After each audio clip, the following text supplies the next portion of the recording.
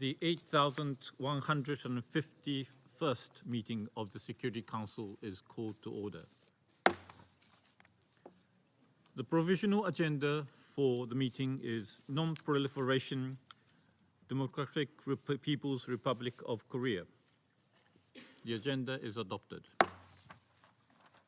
In accordance with Rule 37 of the Council's Provisional Rules of Procedure, I invite the representative of the Republic of Korea to participate in this meeting. It is so decided.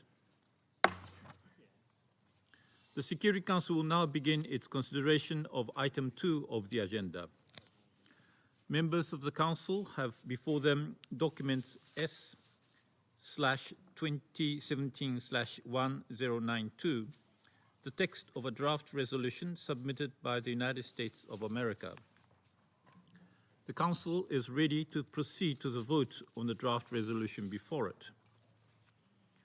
I shall put the draft resolution to the vote now. Will those in favor of the draft resolution contained in document S/2017/1092 please raise their hand?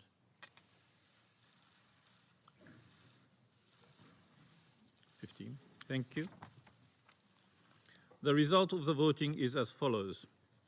The draft resolution received 15 votes in favor. The draft resolution has been adopted unanimously as Resolution 2397 of 2017. I now give the floor to those members of the Council who wish to make statements after the vote. I give the floor to the representative of the United States. Thank you, Mr. President. Before I begin, I want to take a moment to honor some very important people. As we gather together in the Security Council, many around the world are preparing to gather with their families to celebrate a season of peace and generosity. Amid this celebration, we remember the men and women of our military who are away from their families, fulfilling their solemn vow to defend our nation and its allies against those who would harm us. My prayer this Christmas is that our words and deeds today contribute to our shared cause of peace and that they honor those who keep us safe. And with that, I would like to specifically thank my Chinese colleagues for working with us on the negotiations. I want to thank all other members of the Council who really quickly moved to make action and allow this to come forward. Today, for the 10th time, this Council stands united against a North Korean regime that rejects the pursuit of peace. The Kim regime continues to defy the resolutions of this Council, the norms of civilized behavior, and the patience of the international community.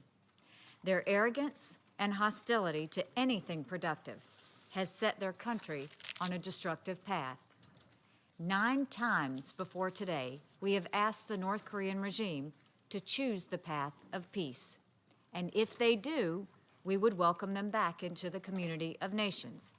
But Pyongyang has chosen the path of isolation. As we have in the past, we will continue to match the Kim regime's choice of aggressive actions with actions of international sanction. I commend the members of the Security Council for their unity and persistence in the sustained international defense of peace and security. On November 29th, Pyongyang launched an intercontinental ballistic missile. This was another attempt by the Kim regime to masquerade as a great power while their people starve and their soldiers defect. But for the international community, this is an unprecedented challenge from a defiant state. So we have leveled an unprecedented response. This resolution ratchets up the pressure on North Korea even further, building on our last resolution, which included the strongest sanctions ever imposed on them. Those sanctions fully banned textile exports from North Korea. They banned all joint ventures and all new work permits for overseas North Korean laborers.